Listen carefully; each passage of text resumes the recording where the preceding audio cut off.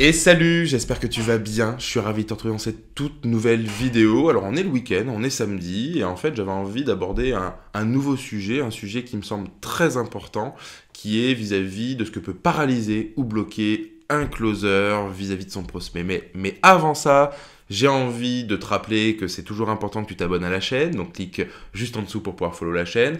Toujours important si tu peux rajouter un pouce aussi, hein, ça me montre en fait que mon travail te plaît et que le temps que je prends pour le préparer et pour pouvoir faire ces vidéos, finalement c'est quelque chose de positif et qui fait donc du sens pour toi.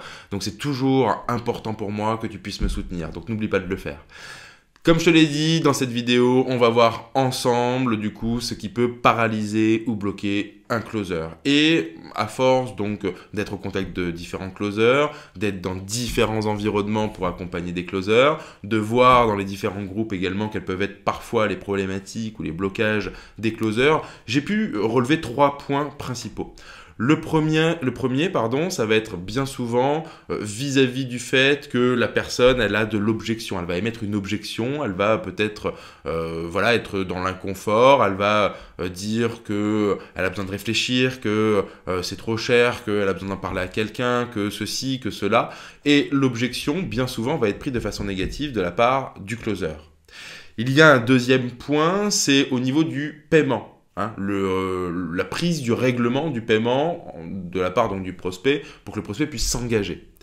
Et puis le troisième point, c'est le ghosting, le fait que votre prospect ne réponde pas en fait à vos messages, à votre suivi client, à vos appels et où on ne comprend pas, on se retrouve sans rien. Ce sont les 3 points que j'ai pu vraiment déceler qui peuvent aujourd'hui paralyser les closers et j'aimerais qu'on puisse les aborder l'un après l'autre et qu'on puisse voir pourquoi est-ce que votre prospect finalement peut vous émettre ce genre de choses, hein, d'accord, et pourquoi en tant que closer vous pouvez vous sentir parfois un peu démuni ou un peu bloqué, paralysé vis-à-vis de cette situation. Mais surtout, comment faire pour ne plus que ça se reproduise pour vous? Du moins, comment faire pour ne plus que vous vous sentiez, vous, paralysé ou bloqué vis-à-vis de telle ou telle situation? Premier lieu, comme je te l'ai dit, c'est vis-à-vis d'une objection. Bien souvent, je me suis rendu compte, il y a beaucoup de closers qui se sentent mal à l'aise vis-à-vis d'une objection. C'est-à-dire que le prospect va émettre une objection et le closer, il va se sentir bloqué. Hein, il va bégayer, il va hésiter, il va plus savoir quoi dire, il va se dire « bah mince, ça va pas dans le sens que je veux, pourquoi il me dit ça, pourquoi il n'est pas OK ?» Et en fait, il va avoir peur. Alors que le closer, s'il a peur, c'est parce que son positionnement vis-à-vis du prospect n'est pas le bon. C'est parce que son positionnement vis-à-vis d'une objection n'est pas le bon non plus. Pourquoi? Parce que s'il a peur d'une objection, ça veut dire qu'il trouve ça négatif. Alors qu'une objection, c'est quelque chose de positif. Et oui, une objection, c'est pas quelque chose où finalement votre prospect vous ferme la porte. Hein. Parce que j'ai l'impression que les closers qui ont peur d'une objection, c'est vraiment, ils ont l'impression que pendant l'appel, la porte était grande ouverte, ça se passait bien, et puis d'un coup, bam, ils referment la porte devant nous et on se retrouve sur le pas de la porte et on peut plus parler, quoi. Non, c'est pas du tout ça. L'appel, c'est ok, on est en train de toquer par la porte et on est derrière la porte en fait, en train de parler. Et le moment où il émet une objection, c'est qu'il a entrouvert la porte, mais vous savez, à l'américaine, il y a cette petite chaînette qui permet juste de l'entrouvrir et de la laisser bloquer. Et donc du coup, hop, elle est entrouverte, mais là on se voit. Et donc là, c'est j'ai de l'intérêt, montre-moi que je peux t'ouvrir en grand en fait. C'est ça qu'il vous dit votre prospect. Et c'est parce que vous, en tant que closer, vous n'avez pas cette bonne position, cette bonne posture vis-à-vis de votre prospect, que vous avez peur parce que vous estimez qu'elle est négative, alors que c'est quelque chose de positif. Donc déjà, ça va être cette posture à avoir en tant que closer vis-à-vis de l'objection. Ne pas la prendre de façon négative. Au contraire, se dire que si un prospect vous émet une objection, c'est qu'il y émet de l'intérêt. Sinon, il aurait stoppé l'appel, arrêté, au revoir, merci, ciao. Par contre, le c'est trop cher, le je dois en parler, le j'ai pas le temps, le j'ai ceci, c'est qu'il est dans une dynamique où il a besoin d'être rassuré par rapport à ce point-là. Et s'il a besoin d'être rassuré par rapport à ce point-là, c'est pas négatif, c'est au contraire, c'est pour lui, il faut qu'il lève ce doute-là pour qu'il aille de l'avant. Par contre, en tant que closer, vous pourriez vous apporter plus de confort pour vous éviter de vous retrouver dans ce fameux match de tennis à qui se match le plus fort au niveau des objections en fin d'appel. Non, on anticipe nos objections. On va poser des questions bien précises, claires, à des moments bien spécifiques pendant notre entretien, qui vont nous permettre d'alimenter une prise de conscience de la part de votre prospect, qui vont permettre à votre prospect de commencer à se dire « Ok, là, je comprends. Là, je commence à ancrer en moi les éléments qui vont me permettre d'avancer vers. Donc, quand on anticipe les objections, on va se retrouver à la fin avec pas ou peu d'objections. Et c'est ce qui va être beaucoup plus confortable en tant que closer, parce qu'on va pas se retrouver, entre guillemets, avec cette porte qui sera en train de s'entrouvrir, parce que là, on sera avec une porte grande ouverte à ce moment-là. Et ça, c'est primordial. Alors, il y a plein d'objections différentes. Le but, c'est pas de les travailler aujourd'hui. Je ferai peut-être une vidéo sur les objections particulièrement et spécifiquement. Mais c'est vraiment votre posture à avoir, vous, vis-à-vis de cette objection. Ne pas en avoir peur, ne pas vous dire que c'est négatif. Au contraire, c'est positif, donc on les accueille les bras ouverts. Ok ? On accueille les bras ouverts l'objection, s'il y en a une, parce qu'on n'a pas su peut-être l'anticiper comme il se fallait. Et on va pouvoir y répondre pour rassurer notre prospect à ce moment-là.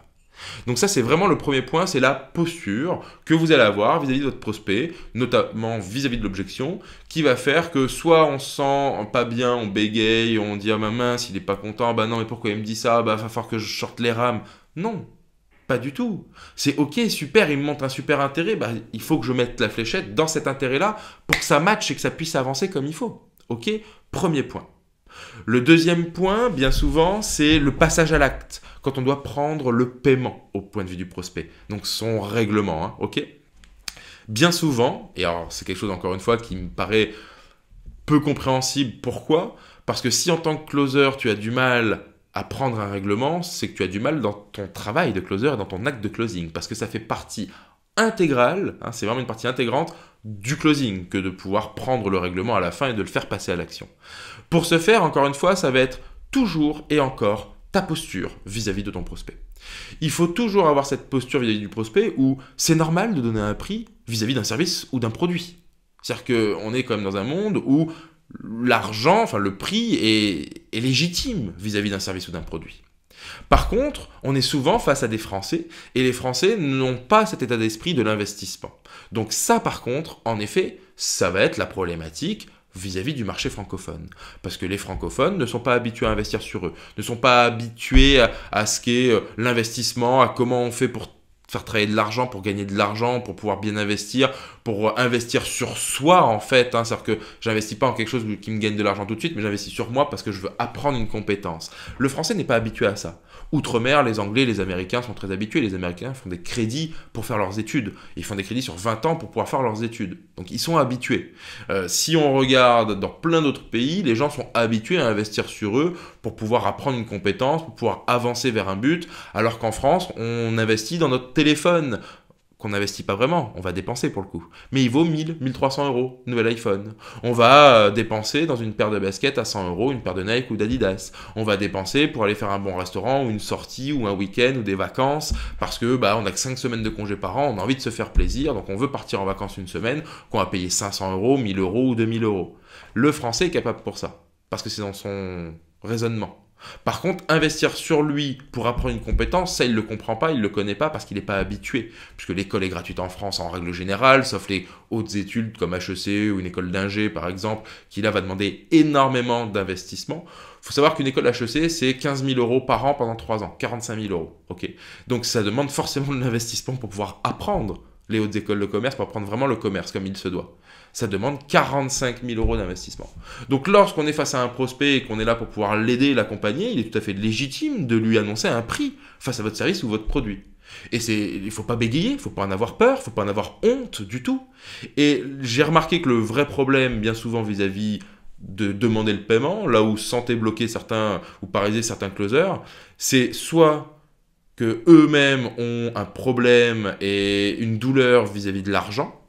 C'est-à-dire qu'eux-mêmes ne sont pas forcément capables d'investir des sommes comme celle-ci, ça leur fait peur, et donc ils pensent plutôt à la problématique qu'à la solution, d'accord ?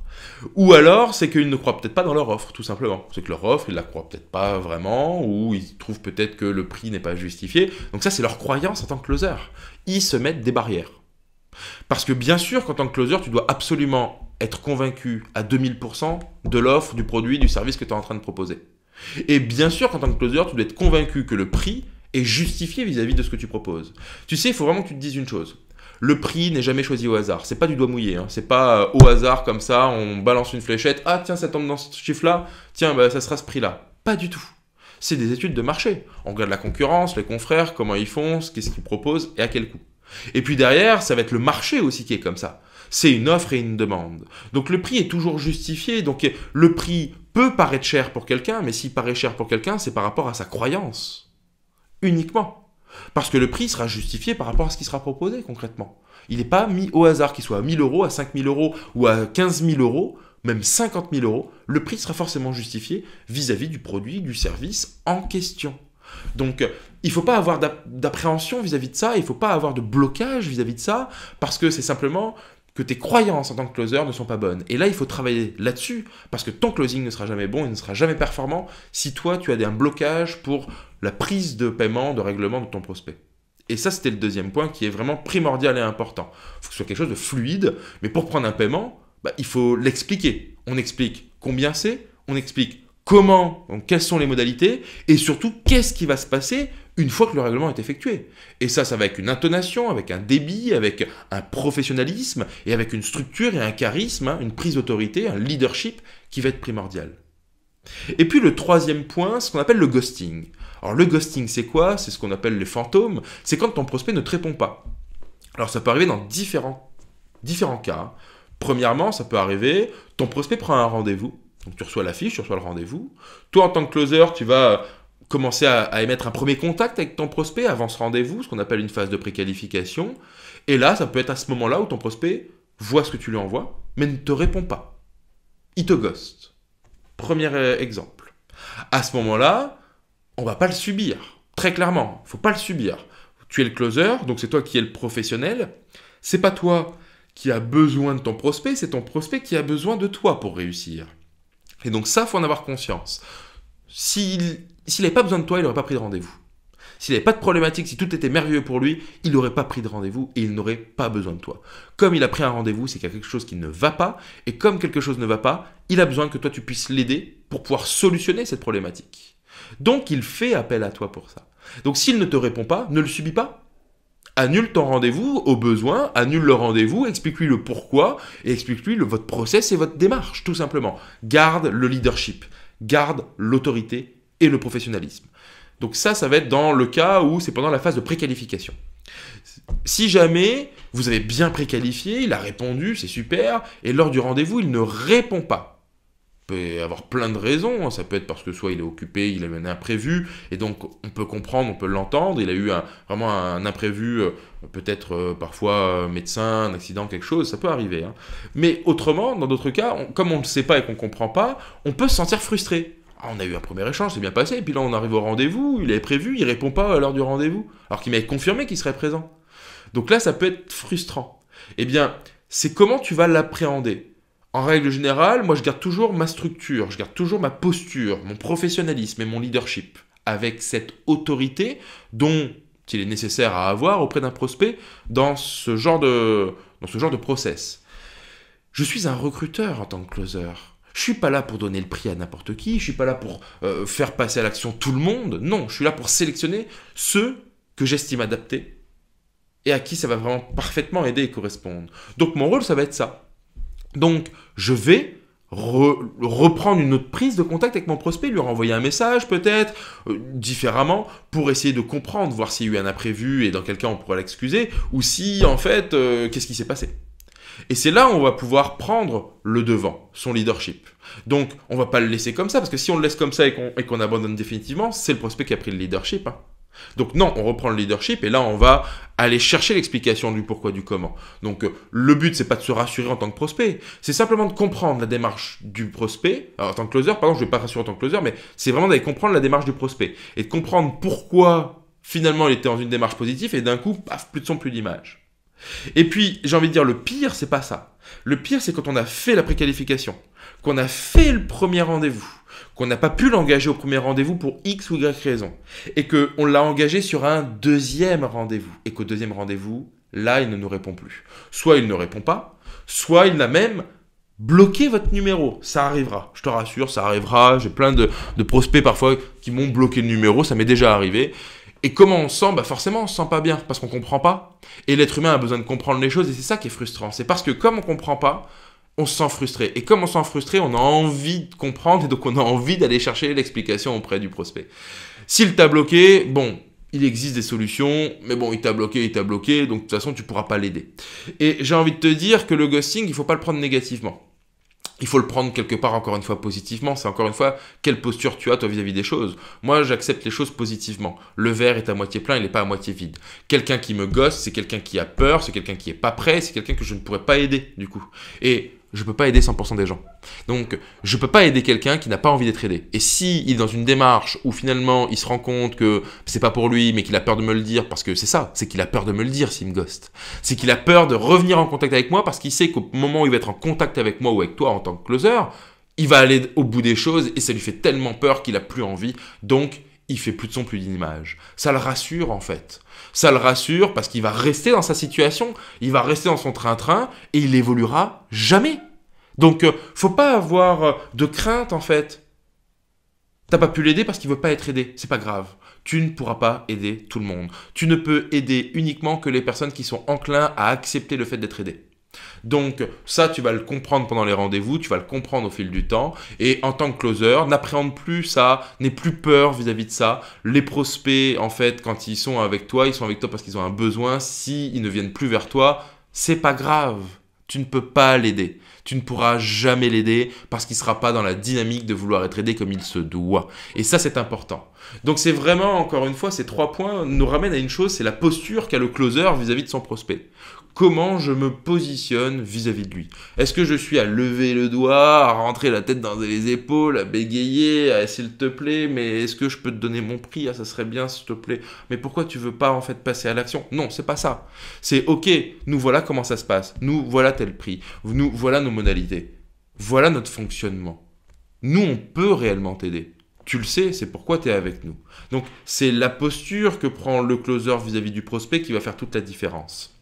Donc, j'ai envie de te dire que si aujourd'hui tu te sens paralysé ou bloqué vis-à-vis d'un de ces 3 points, il faut que tu changes ta posture, il faut que tu travailles sur ta posture vis-à-vis de ton prospect. Il faut que tu te dises que tu n'as pas à subir.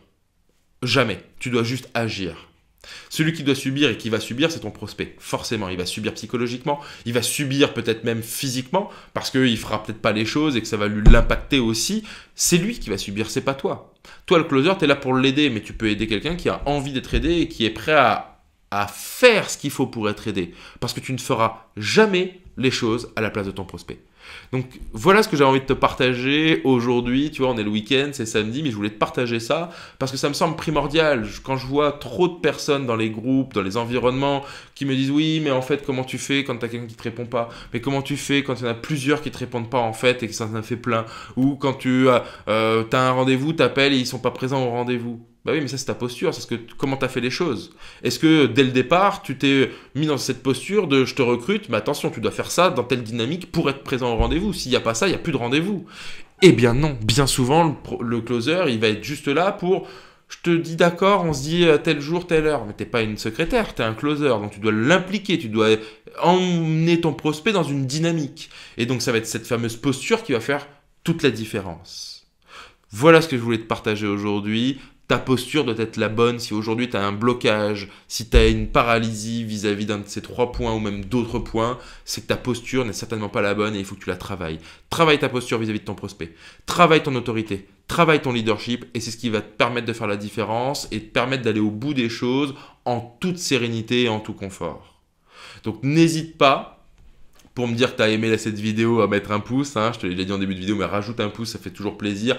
Abonne-toi si ce n'est pas encore fait. J'ai hâte de te retrouver sur la prochaine vidéo, la semaine prochaine, sur un nouveau sujet. Et j'espère que cette vidéo t'aura été utile et t'aura permis d'avoir une belle compréhension et surtout une prise de conscience des choses.